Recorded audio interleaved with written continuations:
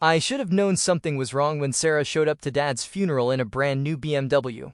Not the beat-up Honda she'd been driving for years. Not the car she'd been complaining about needing repairs on just 2 months earlier when Dad was still fighting his battle with cancer.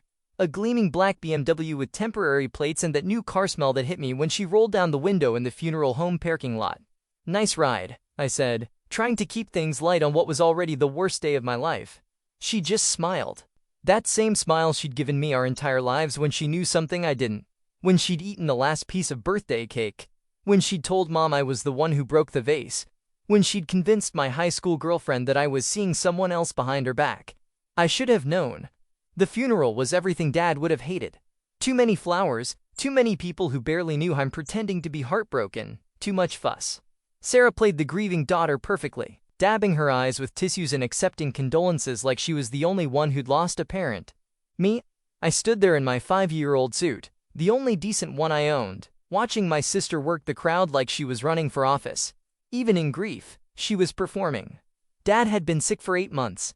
8 months of chemo, radiation, hope, despair, and more hope.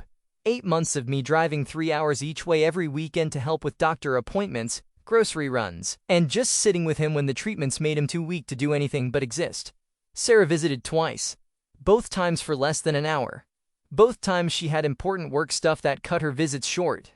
But there she was at the funeral, accepting sympathy like she'd been the devoted daughter all along. The lawyer's office meeting was scheduled for the following Tuesday. Dad had always been organized about everything, so none of us were surprised he'd had his will properly handled. What surprised me was how relaxed Sarah seemed about the whole thing. "Honestly, I just want to get through this," she told me over coffee the morning of the meeting. "All this legal stuff makes my head spin. I'm just glad Dad took care of everything." I nodded, stirring sugar into my coffee and watching her scroll through her phone. Even then, something felt off. She was too calm, too prepared. Sarah had never been calm about anything important in her entire life. The lawyer's office smelled like leather and disappointment. Mr. Patterson, Dad's attorney for over 20 years, looked uncomfortable as he shuffled through papers. Sarah sat across from me, perfectly put together in a designer dress I'd never seen before. "I'm afraid there's been some confusion," Mr. Patterson began. My stomach dropped. "About 6 months ago, your father came in to update his will. He seemed quite certain about the changes he wanted to make. 6 months ago, right in the middle of his treatment. Right when he was on the heavy medications that made him confused and forgetful half the time. The house, the investments, the life insurance policy. Everything has been left to Sarah." The words hit me like a physical blow. Everything. The house where I'd grown up. The house where I'd planned to raise my own kids someday. The savings account Dad had built over 40 years of working double shifts at the plant. The life insurance policy he'd always said would take care of both his children. Gone. All of it. To Sarah. I stared at her, waiting for the shock, the confusion, that there must be some mistake that never came. Instead, she just nodded calmly, like she was confirming a dinner reservation. "That seems right," she said simply. That's when I knew. "Sarah," I said, my voice barely steady, "did you know about this?" She finally looked at me then, and I saw something in her eyes that made my blood turn cold. Not surprise. Not guilt. Not even the decency to pretend she felt bad about it. Satisfaction. "Dad made his choice," she said with a slight shrug. I can't help what he decided. But I could see it all over her face. The way she held herself. The way she'd been checking her phone all morning. The new car. The designer dress. The complete lack of surprise at news that should have devastated both of us. She hadn't just known. She'd orchestrated it. "How?" I whispered. Mr. Patterson cleared his throat uncomfortably. "Perhaps we should discuss the details privately." "No," I said, louder than I intended. "How did this happen?" 6 months ago, Dad could barely remember what day it was half the time. How did he suddenly decide to cut me out of everything? Sarah's mask slipped for just a second, and I saw the truth written across her face like a confession. She'd been there during those visits I thought were too short to matter. She'd been there when Dad was confused and scared and desperate to make sure someone would take care of things. She'd been there with her concerned daughter act, probably crying about how worried she was about his condition, how much she wanted to help, how she could handle all the complicated financial stuff for him. And Dad, in his weakened state, grateful for any sign that his distant daughter finally cared, had signed it all away. "He was worried about you," she said, and even now, even caught red-handed, she couldn't resist twisting the knife. He thought you weren't responsible enough to handle this kind of money. The lie was so perfect, so tailored to hit exactly where I was most insecure, that I almost believed it for a second. Dad had always worried about my job stability, my tendency to choose passion over profit, my decision to be a teacher instead of following him into the trades where the money was better. But I'd been there. Every weekend, every hospital visit, every scared phone call at 2 a.m. when he couldn't sleep and needed someone to talk to. If he really felt that way, if he'd really wanted to change everything, he would have talked to me about it. Unless someone had convinced him not to. You manipulated a dying man, I said, the words tasting like acid in my mouth. Sarah's smile returned, cold and sharp as winter. I visited my father and talked to him about his concerns. That's what good daughters do. 2 visits. Less than 2 hours total. But apparently, that was all it took to steal a lifetime. I looked at Mr. Patterson, desperate for some legal recourse, some way to prove what had happened. But I could see in his eyes that it was hopeless. The will was legal. Dad had been declared mentally competent when he signed it. Sarah had been smart enough to make sure every I was dotted and every T was crossed. There's nothing I can do, I said, but it wasn't really a question. Mr. Patterson shook his head sadly. I'm sorry. The will is quite clear and properly executed. I sat there in that leather-centered office, watching my sister examine her manicured nails like we were discussing the weather instead of the destruction of everything I'd thought I could count on. 40 years of my father's hard work. Gone. The security I'd thought would help me start a family. Gone. The house where I'd planned to bring my future children to visit their grandfather's memory. Gone. My relationship with the only sibling I had left in the world. Gone. All of it taken by the person who was supposed to love me most after Dad died. Well, Sarah said, standing and smoothing her dress, I guess that's settled then. I'll need to start making arrangements for the house. She gathered her purse, a designer bag that probably cost more than I made in a month, and headed for the door like she was leaving a routine business meeting. Sarah, I called after her. She turned back, and for just a moment, I thought I saw something human in her expression. Some small recognition of what she'd done to me. I hope it was worth it, I said.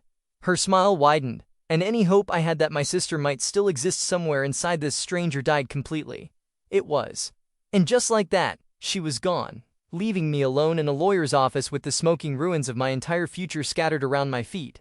I sat there for a long time after she left, staring at the legal documents that had just blown up my life. Mr. Patterson tried to be kind, explaining my options. There were none, and offering to help with any questions. I had too many to ask.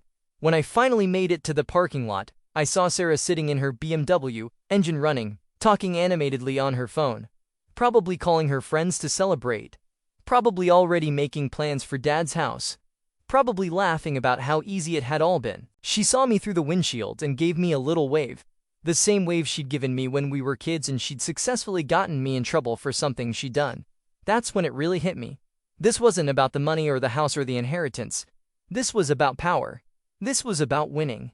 This was about making sure that even in death, even in our shared grief, she came out on top. And the most terrifying part wasn't what she'd stolen from me. It was how much she'd enjoyed doing it. I didn't tell Jessica right away. How do you explain to the woman you love that you just lost everything you thought you could offer her? How do you look into the eyes of someone who's been planning your future together and tell her that future just got ripped away by your own sister? Jessica and I had been together for 3 years, engaged for 6 months.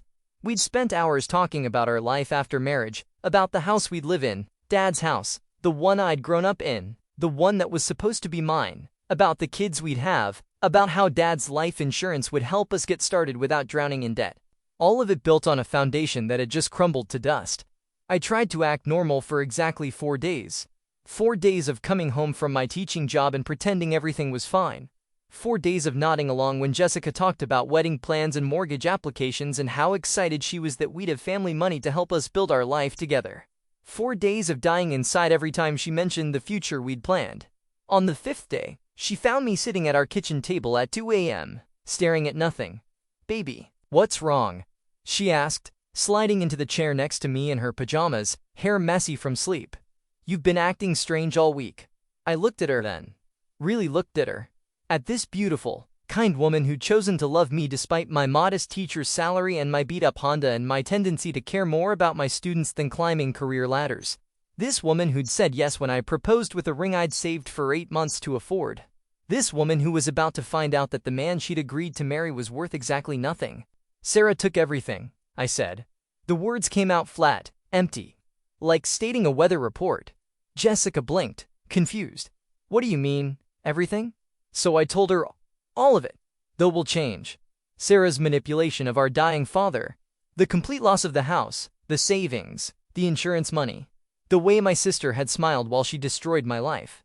Jessica listened without interrupting, her face growing paler with each detail. When I finished, she was quiet for a long time. Okay, she finally said. Okay, we'll figure this out. There has to be something we can do legally. We'll fight it. I loved her even more in that moment for trying to fix the unfixable. But I'd already spent the last 4 days researching every possible option, calling lawyers, exploring every avenue. There's nothing, I'd told her. Dad was legally competent when he signed. Sarah made sure everything was airtight. But she manipulated him. Prove it. In court. With what evidence? Her word against mine. And she's got the legal documents. Jessica fell silent again. I could see her mind working, trying to process what this meant for us. The house we were going to live in, she said slowly. Gone. The money for the wedding. Gone. The down payment we were counting on. Gone. Each word hit her like a physical blow. I watched the life we'd planned together dissolve in real time across her face. I'm sorry, I whispered. I'm so sorry, Jess. She reached across the table and took my hand. For a moment, I thought maybe we could get through this together. Maybe love really could conquer all. We'll make it work, she said, but I could hear the doubt creeping into her voice. We don't need that money. We'll find another way. But even as she said it, I could see her doing the math. My teacher's salary. Her job at the nonprofit. The apartment we could afford versus the life we dreamed of. The kids we'd wanted versus the financial reality we now faced. 2 weeks later, she started working late more often. A month after that, she stopped talking about wedding plans. 6 weeks later, I came home to find her packing. I can't do this, she said without looking at me, folding her clothes with mechanical precision. Jess, please. We can work through this. She finally looked up at me then, and I saw something in her eyes that made my chest tight. Pity. It's not about the money, she said, and I could tell she was trying to convince herself as watches me. It's about everything. What your sister did, what it means about your family, about the kind of people you come from. I'm not her, I said desperately. I know you're not. But. She sat down heavily on her bed, surrounded by half-packed suitcases. I keep thinking about what kind of person could do that to their own brother. What kind of person could smile while they destroyed their family? And I keep wondering what other secrets might be hiding in your family tree. The worst part was that I understood.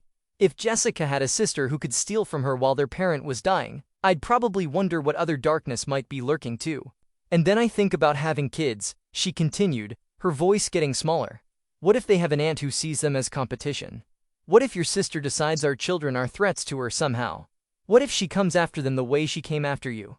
I wanted to argue, to tell her Sarah would never hurt kids. But the truth was, I didn't know what Sarah was capable of anymore. The person who'd stolen my inheritance while smiling wasn't someone I recognized. I thought I knew what kind of family I was marrying into, Jessica said. I thought your dad was this wonderful man who'd raise 2 good kids. But if he could be manipulated that easily, if your sister could twist him around that completely. She didn't finish the thought. She didn't have to. I need some time, she said. I need to think about whether I can build a life with someone whose sister might destroy it whenever she feels like it. She moved out that night. 3 days later, I got a text. I'm sorry. I can't do this anymore. Please don't contact me. Just like that, the woman I'd planned to marry was gone too. I spent the next week calling in sick to work and drinking beer for breakfast. My small apartment felt like a tomb. The engagement ring sat on my kitchen counter like evidence of another life I'd lost. That's when the call started. First, it was my cousin Mike. Hey man, I heard about Dad's will. That's rough. Sarah mentioned you were having some money problems. Money problems. Like I'd made some bad investments instead of being systematically robbed by my own sister. Then it was my Aunt Carol. Sarah told us about the breakup with Jessica. She said you've been struggling since your father passed. Struggling. Like I was having a hard time coping with grief instead of reeling from betrayal. Then my high school friends started reaching out with carefully worded messages of concern. Apparently, Sarah had been making the rounds, playing the worried sister whose brother was having a hard time adjusting to loss. She was rewriting the narrative in real time, making herself the concerned family member and me the unstable one who couldn't handle Dad's death, making my legitimate anger look like an emotional breakdown. The brilliant thing was that it was almost true. I was falling apart. I was angry and bitter and drinking too much and avoiding people. Sarah's lies were just close enough to reality that everyone believed them. Within a month, I'd gone from being the devoted son who'd cared for his dying father to being the troubled brother who couldn't accept his father's final wishes.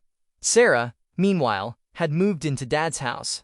She'd quit her job. Apparently, the inheritance was substantial enough that she didn't need to work anymore. She'd started hosting family dinners in the dining room where I'd eaten thousands of meals growing up. I found out about the dinners from Facebook photos. My own relatives, people who known me my entire life, gathered around the table where I used to sit, acting like I'd never existed. In every photo, Sarah looked radiant, happy, like someone who'd finally gotten everything she'd ever wanted. Which, I guess, she had. The worst part came 3 months after the will reading. I was grocery shopping, trying to convince myself to buy something other than ramen and beer, when I ran into Mrs. Henderson from my dad's neighborhood. "Oh, honey," she said, grabbing my arm with genuine concern. "I'm so glad to see you're doing better." "Better?" I asked. "Sarah told us you'd been having such a hard time with your father's passing.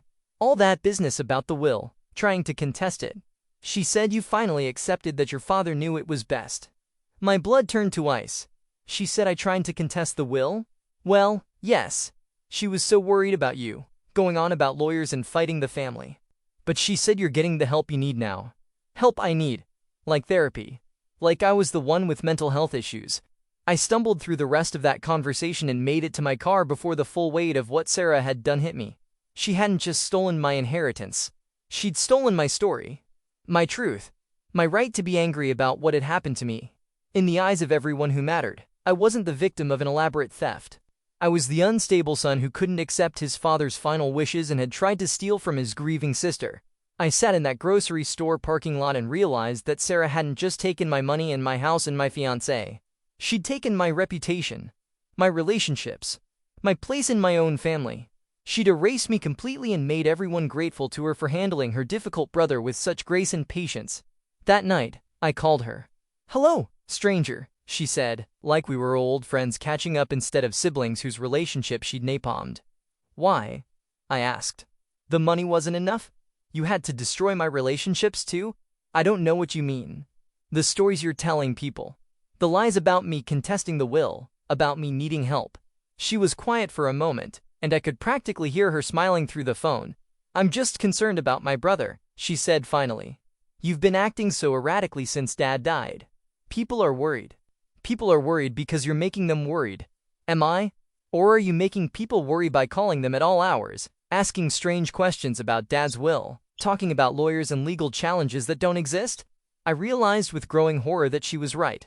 In my desperation to understand what had happened, I had called people. I had asked questions. I had mentioned lawyers, all perfectly reasonable responses to being robbed. But when filtered through Sarah's narrative, they became evidence of my instability. "You're destroying me," I whispered. "I'm not doing anything," she said. "I'm just being honest with people about what I see. About how worried I am for you. Nobody's going to believe me, are they? Believe you about what? That our loving father, who spent months carefully considering his final wishes, somehow made a mistake. That I, his grieving daughter who's just trying to honor his memory, somehow tricked him?" She let that hang in the air for a moment. "Who do you think people are going to believe, sweetie? The successful daughter who's handling everything with grace, or the bitter son who can't accept that daddy loves someone more?" The line went dead. I sat there holding my phone, staring at the screen, finally understanding the full scope of what Sarah had done. She hadn't just planned a theft. She'd planned a complete character assassination. She'd known that taking the money wouldn't be enough, that I'd fight back, that I'd try to expose what she'd done. So she'd gotten ahead of it. She'd crafted a narrative that made my every predictable response look like evidence of mental instability. She'd turned my legitimate anger into proof that I couldn't be trusted. She'd stolen everything I had and then made sure no one would believe me when I tried to tell them about it. I poured myself another beer and tried to figure out if there was anything left of my life that she hadn't managed to destroy. I couldn't think of anything. The school board meeting was scheduled for a Thursday in November, exactly 1 year after Dad's funeral. I should have seen it coming. Should have recognized the signs when parents started requesting their kids be moved out of my classes. Should have paid attention when the principal started dropping by my classroom unannounced, clipboard in hand, taking notes with that concerned expression administrators perfect in graduate school. Should have realized that Sarah's reach extended even into places I thought were safe. But I was tired. Bone deep, soul-crushing tired from a year of fighting battles I couldn't win against an enemy who was always 3 steps ahead of me. The drinking hadn't helped. Neither had the isolation, or the way I'd started snapping at students who reminded me too much of Sarah at that age, entitled, manipulative, convinced the world owed them something. I thought I was hiding it better than I was. "Mr. Morrison," Principal Hayes said as I walked into the conference room, "please have a seat." 5 school board members. The superintendent. The union representative who wouldn't meet my eyes. And there, in the back row like she was just another concerned community member, sat Sarah, my sister.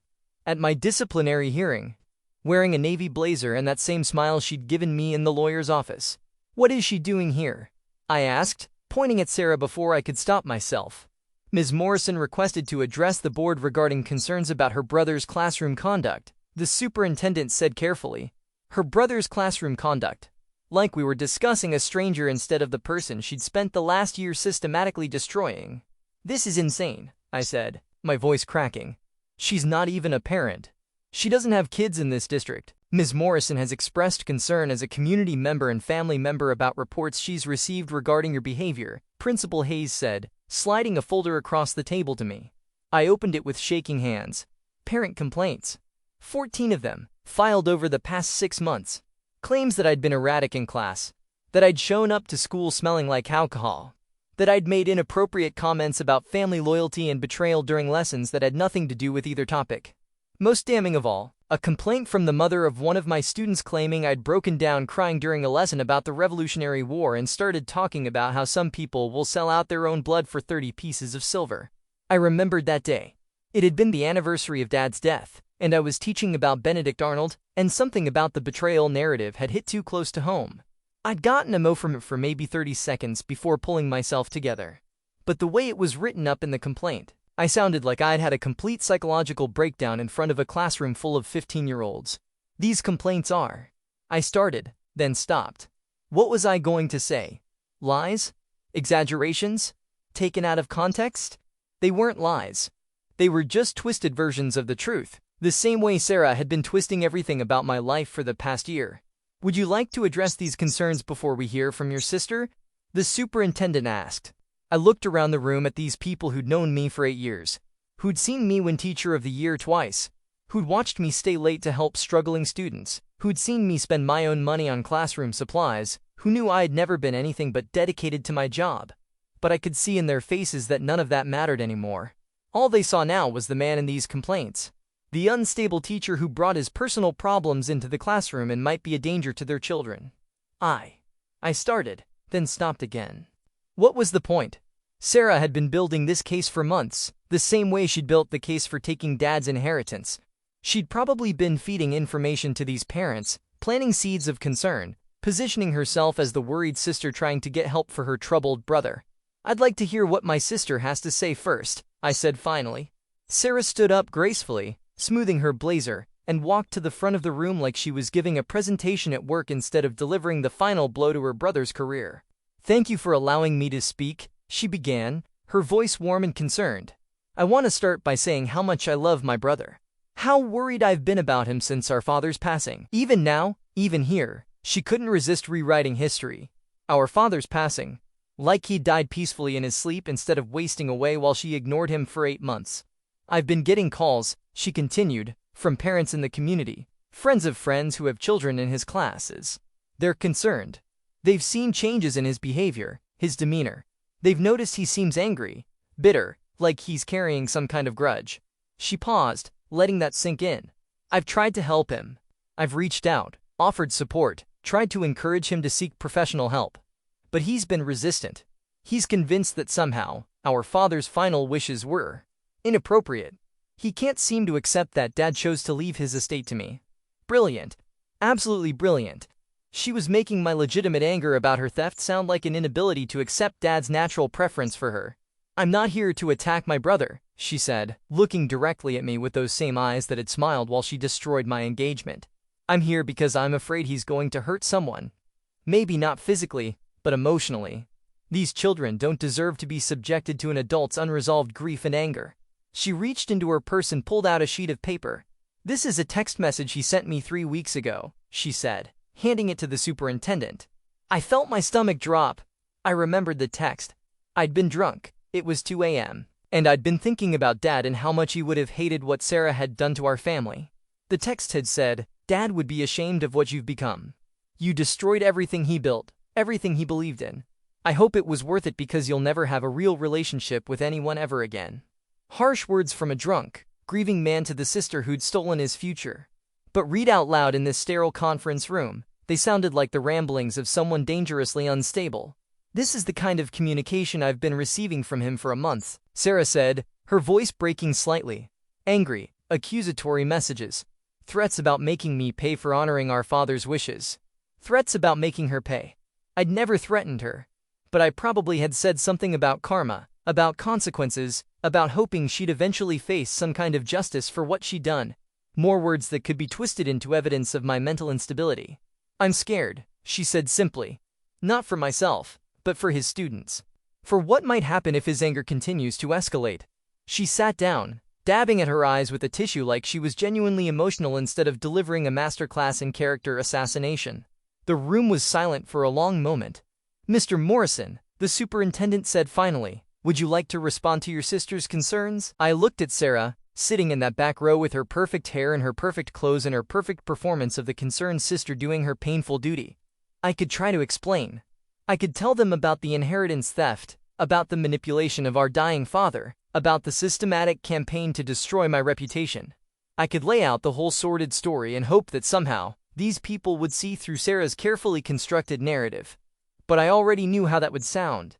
Like exactly the kind of paranoid delusion Sarah had been preparing them to expect from me. Everything she'd said was technically true. I had been angry. I had been bitter. I had sent those text messages. I had brought my personal problems into the classroom, at least a little bit.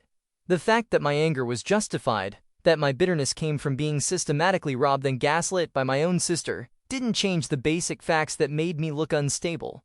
No, I said quietly. I don't have anything to add. The vote was unanimous. Immediate suspension pending a fitness for duty evaluation. Mandatory counseling. Possible termination depending on the results of both. I cleaned out my desk that afternoon while Sarah waited in the parking lot, probably to make sure I didn't become aggressive or make a scene. Even my firing had to be managed by her, controlled by her, turned into another opportunity for her to play the long-suffering sister dealing with her unstable brother. The counseling sessions were a joke. How do you explain to a therapist that you're not paranoid? Your sister really is out to get you. How do you make someone understand that your anger isn't irrational? It's the only sane response to systematic betrayal. Dr. Peterson was kind but skeptical. She kept steering the conversation toward healthy ways to process grief and accepting family dynamics you can't control. It sounds like you're having trouble accepting your father's final wishes, she said during our third session. Even the therapist had been infected by Sarah's narrative. My father didn't make those wishes, I said for the 100th time. My sister manipulated him when he was dying and confused. That's a very serious accusation, Dr. Peterson said carefully. Do you have any evidence of this manipulation? Evidence. The one thing Sarah had made sure I'd never have. Have you considered that your grief might be making it difficult for you to accept that your father may have had reasons for his decision that you weren't aware of? I stopped going to therapy after that. The fitness for duty evaluation was even worse. Dr. Williams, the district's consulting psychologist, had clearly already decided I was unfit before I walked into his office. I understand you've been having some difficulties since your father's death, he began. I've been having difficulties since my sister stole my inheritance, I corrected. He made a note on his pad. Probably something about persistent delusional thinking or inability to accept reality. Tell me about your relationship with alcohol, he said. I drink too much, I admitted. Because my sister destroyed my life and no one believed me. Another note. Have you had thoughts of harming yourself or others? No, I said. Then, because I was tired of lying. But I've thought about what would happen if something happened to my sister. If she got hit by a bus or something. Whether people would finally see what she really was. The longest note yet. I was officially declared unfit for duty 2 weeks later. The termination paperwork came a week after that. 28 years old. No job. No savings. No family. No friends who still believed my version of events. Living in a studio apartment that smelled like ramen and defeat. Drinking grocery store beer and watching my life disappear one piece at a time. That's when I found out about the engagement party. Sarah's engagement party. To a guy named David who apparently adored her. Who apparently thought she was the most generous, caring person he'd ever met. A guy who probably had no idea he was marrying someone capable of stealing from her own dying father. The Facebook photos were torture, but I couldn't stop looking at them. Sarah in a white dress, glowing with happiness. David looking at her like she hung the moon. Both families smiling and celebrating the wonderful woman who was about to join their family. In the comments, I saw relatives I hadn't spoken to in months, all gushing about how happy they were for sweet Sarah and how she deserved all the joy in the world after everything she's been through with her family situation. Everything she's been through. Like dealing with her unstable brother had been some kind of burden instead of a project she'd been working on for over a year. I closed my laptop and opened another beer. That's when I realized the final, most devastating truth about what Sarah had done to me. She hadn't just stolen my inheritance, my fiancé, my job, my reputation, and my relationships. She'd stolen my right to be angry about it. In the world she'd created, I wasn't the victim of an elaborate theft and cover-up. I was the problem that needed to be managed.